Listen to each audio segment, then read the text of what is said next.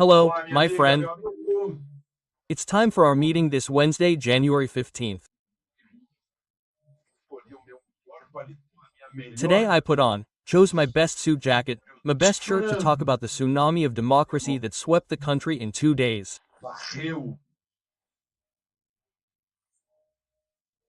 A practically direct democracy. That will be today's topic, but first I wanted to talk about other dates on January 15th. Today marks 40 years since Tancredo Neves was elected President of the Republic. He got 480 votes, Paulo Maluf 180 in the Electoral College, according to the Constitution at the time. Well, he didn't take office, he got sick beforehand and José Sarnio took office, when according to the Constitution he should have taken office as President of the Chamber of Deputies, Dr. Ulysses, and called the election in 90 days. But this is Brazil, the Constitution is not usually respected, right?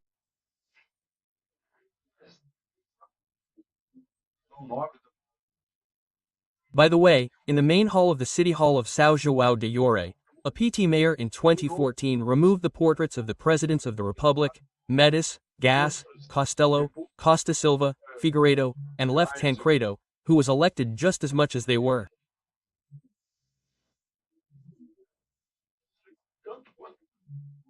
Tancredo won over Euler Bentes.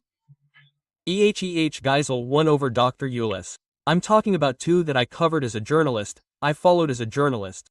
It doesn't make sense. Today there's a PL mayor there. I don't know if he replaced them, he put all the presidents, including Color, who wasn't there either. Strange, right? It's of a PT mayor who was the dean of the university. So he must have studied logic, right?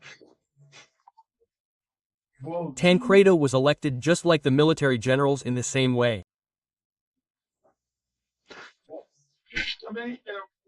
Well, today is also January 15th, the day Rosa Luxemburg was shot dead after being tortured in Germany in 1919. And it was later discovered that it was the Social Democratic government that ordered her murder. Why am I mentioning Rosa Luxemburg? Because she was mentioned by the Supreme President, Minister Barroso, the only person mentioned in the article that was published in the Estadão on Sunday. The only person mentioned was Rosa Luxemburg, she was the founder, she was one of the founders of the German Communist Party, she preached the Bolshevik Marxist revolution, right? She was a great communist, a philosopher born in Poland, but she married a German, went to live in Germany and ended up being persecuted, killed, assassinated. The minister's phrase is one of her phrases. He paraphrased her phrase. Her phrase is, freedom is exclusive. Freedom is exclusive and it is exclusively the freedom of those who think differently, right? If I want to talk about freedom, I have to give freedom to those who think differently from me. He changed it a little bit and put freedom of expression in the spotlight, right? Let's say he gave it a modern importance. But anyway, let's get to today's big topic. Don't forget to subscribe and let's see if you subscribe like you subscribed to Nicholas. Nicholas grew by more than 2 million in 2 days. And at the end, don't forget to like or dislike.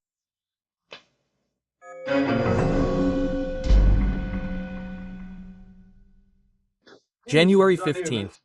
This day will go down in history. A democratic tsunami, a tsunami of democracy, an immense wave of democracy, almost direct. It washed the soul of Brazil. Well, it was the clearest demonstration of the digital age.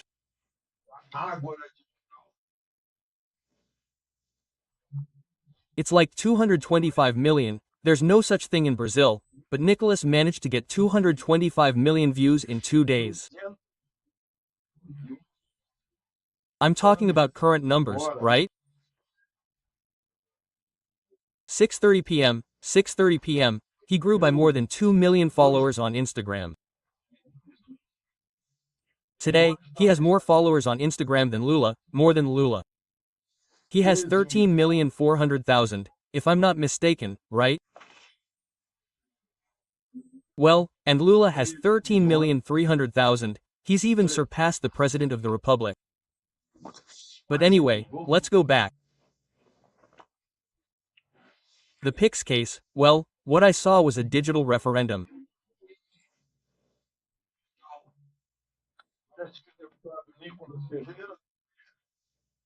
It seems that Congressman Nicholas Ferreira of the place called on the nation to speak out about an inspection that would fall on the poorest, on 40 million informal workers. They say that the number of informal workers is this, right?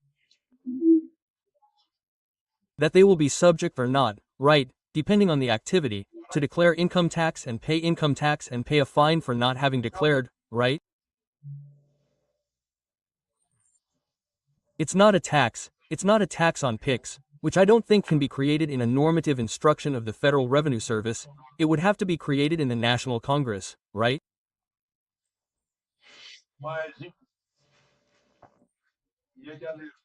But anyway, and he warned about this and asked in 4 minutes and asked the nation to ask why the state-owned companies that were making a profit are now making a loss.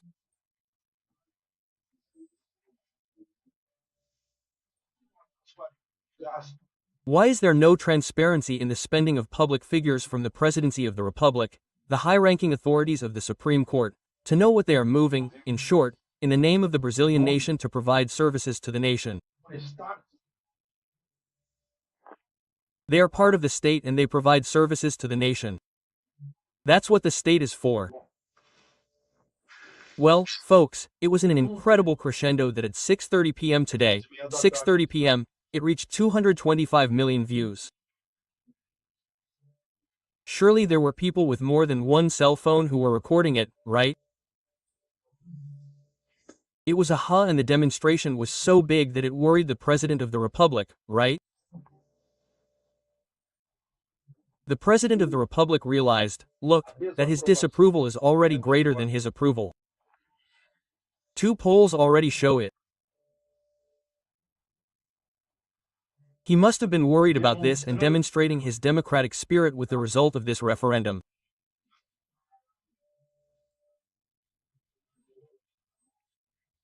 He must have given orders to the Minister of Finance to cancel this crazy idea that would only cause wear and tear on the government in order to tax the poorest who already pay for inflation.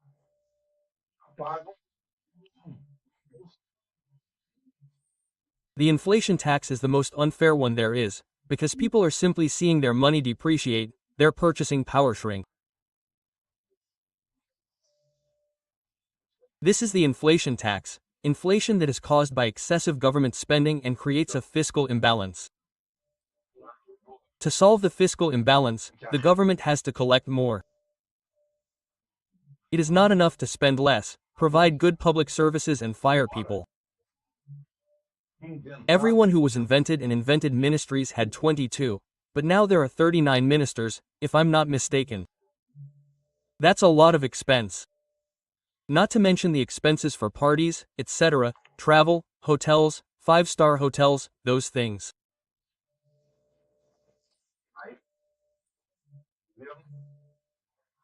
But anyway, then the government announced that it wasn't Dadia who announced it. He passed the announcement to the Secretary of Revenue, Robson Barreras, right, because it was a normative instruction.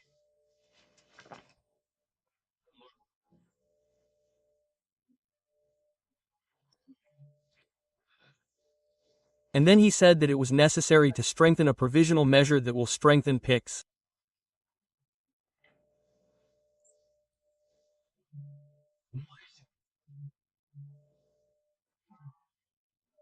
But the most important thing he said is for you to be aware. He revealed that the press was a partner of the government in this attempt. He thanked the press for the attempt.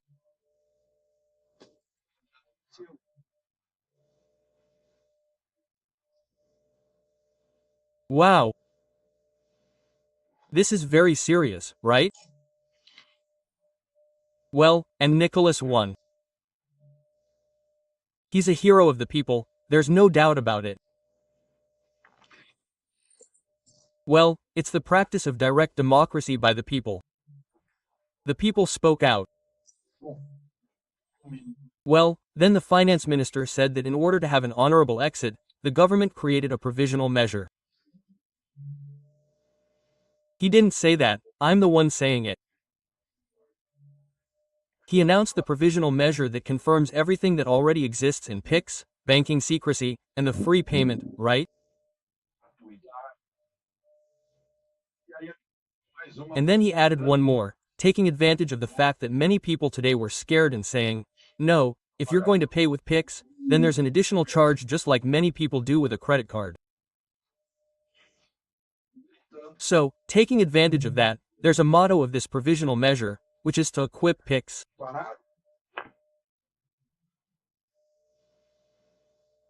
It's already equipped, everyone knows that. No one uses cash anymore, they use PIX, pay the bill by showing it, go there with their cell phone, scan the QR code, pay, right? It's like we do every day. In other words, this provisional measure is just, let's say, an honorable way out. Look, we had to cancel it because something better came along to confirm PIX, right? And there was no shortage of accusations, the crime of fake news. I didn't see any fake news on Nicholas. There was information and opinion there.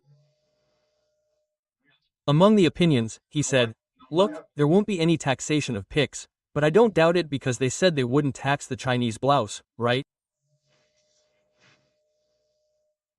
He's a politician and he has an opinion.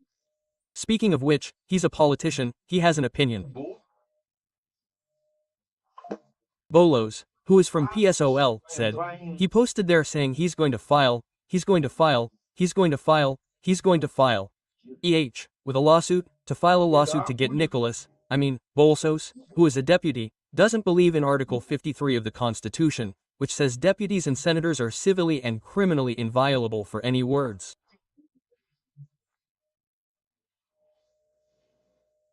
It's regrettable, right? Well, Nicholas finished with a heavy sentence. If you don't stop Lula, Lula will stop Brazil, right? It is certainly to stop Lula with this story of charging more taxes from people. The good thing, and Dades also went further, right? In the explanation, it appealed to ad hominem, that is, to catch. Look, but Flavio Bolsonaro was the revenue that caught the crack in and the purchase of real estate. What a level, right?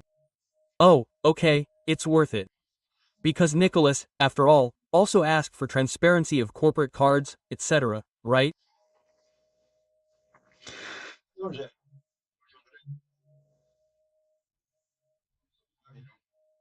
So, people, today is a great day, a wonderful day in which we discovered the strength of direct democracy that back in Switzerland or Greece was in the agora, in the square, speaking directly with authority.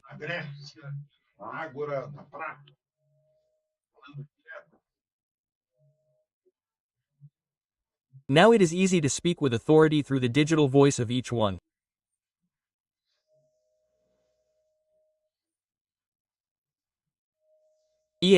And then I wonder how many are against democracy and don't want to know about this power of the people's voice, because this is the voice of the people for the people.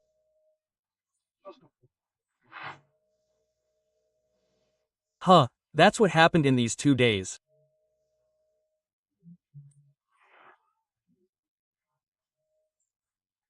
And there are people who want to censor the social network, because the people can demonstrate against a measure of their employees, which all of the government they are servants of the people, to take away the people with fewer resources who are using informality to survive.